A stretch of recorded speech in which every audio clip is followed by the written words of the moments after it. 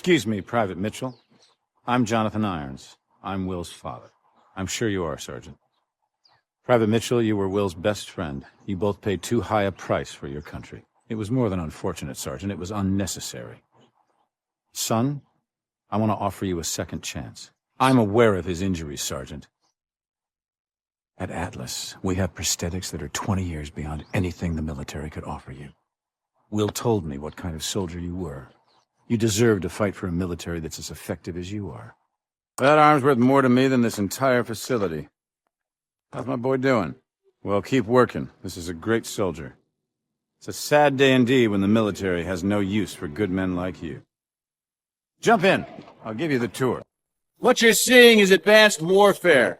Atlas has the single largest standing military in the world, but we answer to no country. Unlike the government, we don't keep secrets of our capabilities. We don't sell policy, we sell power. We are a superpower for hire. Power isn't just about the ability to destroy.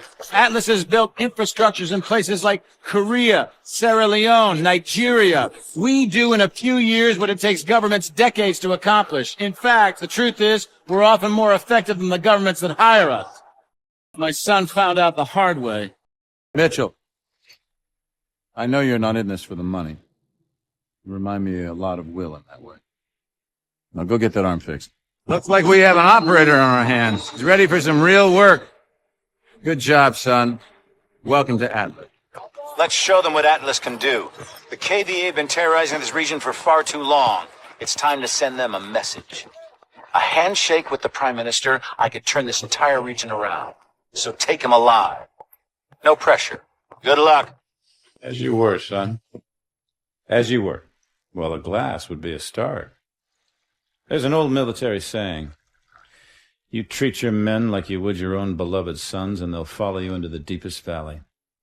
I lost my son, and it taught me the importance of seizing the moment, of saying what needs to be said when you have the chance. You gentlemen did a hell of a job out there. Lagos has opened up fantastic opportunities for Atlas. And for that, I'm grateful. The intel is good. Hades is meeting with his financial backers in Santorini 24 hours from now. This man is responsible for 50,000 deaths, General. We are going in. Atlas is an internationally registered private company. We don't need Congress. Gentlemen, are we operational? I want your team on the ground in 6 hours. On my authority! Thank you, Wendy, but the real heroes of the day are the men and women of Atlas. I couldn't be prouder of what they accomplished out there this week. Well, I like to get things done. So, no. But look at what we've done in New Baghdad. 40 years ago, we pulled out of Iraq with that place in ruins and our tail between our legs. And now, it's a testament to what happens when you put efficiency before bureaucracy. What kind of attack? Where are they planning on hitting? Oh, we have to tell everyone. It's okay, it's all right. I'm gonna take care of this right now. You saw what? Everybody thinks their ideas are right. That's why the people you call terrorists call themselves freedom fighters. The fundamentalists think they're right, the capitalists think they're right, the communists think they're right. And no one will ever convince anyone of anything. And all these honorable men lecturing the world from the floors of Congresses and parliaments whose time has long since passed refuse to admit, publicly at least, ideas don't determine who's right. Power determines who's right.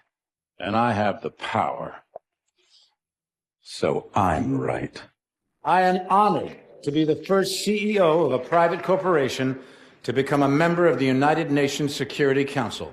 Unfortunately, my appearance today has been clouded by a flurry of speculation that my company is developing a weapon of mass destruction which would be capable of targeting specific ethnic groups. I want to address these allegations head on.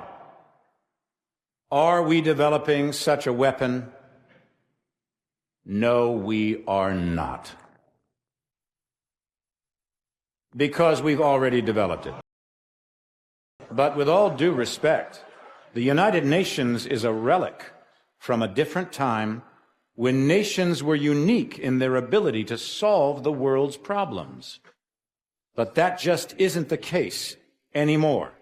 Primarily because you have outsourced the job to me. I have sent people to die in your wars. So I feel uniquely qualified to tell you, your wars don't work.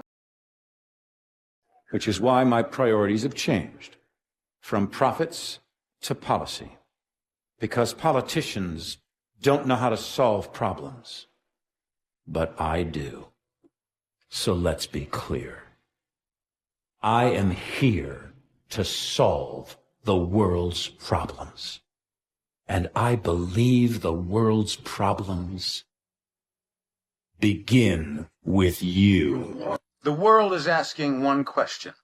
Why did I attack the United States? The United States has had the world in a constant state of war for over 100 years. Time and again, we have seen the catastrophic results of this belligerent, militaristic policy. These wars haven't led to resolution or peace. These wars have only led to more wars. The United States has set the agenda because they wielded the biggest stick. Well, no more. This is not the beginning of a war. This is the end of all wars.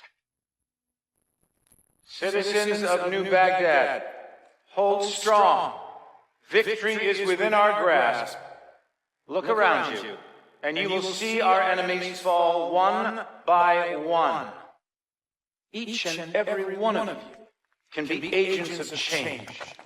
Yes, we will suffer losses. We will suffer setbacks. But make no mistake, we will win. The security that you desire, the security that you deserve, is within our grasp. But it can only be claimed if you are willing to fight for it. Fight for it. Democracy? Democracy. Democracy isn't what these people need. Hell, it's not even what they want. America's been running around the globe trying to install democracies in nation after nation for a century, and it hasn't worked one time. Now, why do you think that is? Because these countries don't have the most basic building blocks necessary to support a democracy. Little things like we ought to be tolerant of those who disagree with us, or we ought to be tolerant of those who worship a different God than us, or that a journalist ought to be able to disagree with the fucking president. And you think you can walk into this country based on fundamentalist religious principles, drop a couple of bombs, topple a dictator, and start a democracy? Give me a break. People don't want freedom. They want rules, boundaries, protections from invaders and from themselves. People need a leader who can both provide the constraints and the support to keep chaos at bay. And you give them that, and they'll follow. And that's where I come in. I wanted to meet the man whose mission it was to kill me. Failure is not something we tolerate here at Atlas, so I'm disturbed that 3 of my best contractors have failed so miserably. But that's the way it has to be. The wheat from the chaff, the strong from the weak. The ancient Spartans knew the true meaning of warfare. But that truth has been lost to us for 2 millennia. Will was the victim of the misguided policies of the United States government. Of course, the tragedy is, dying for what you believe in doesn't make it true. You're not young, but you are strong, Cormac. So I give you 20 minutes to bleed out. Time enough to consider whether it was all worth it.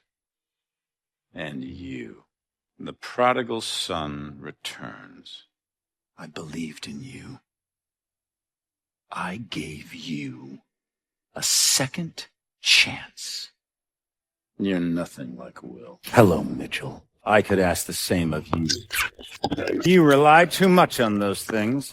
What I have started won't end with me. It's bigger than me, and it's certainly bigger than you. You think I'm a monster?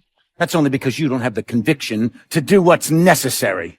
I'm saving the world from itself. When there's no one left to challenge Atlas, there will be no more wars. There had to be sacrifices along the way. I could have killed you in the prison camp. I could kill you now. But I won't. I'm not a monster.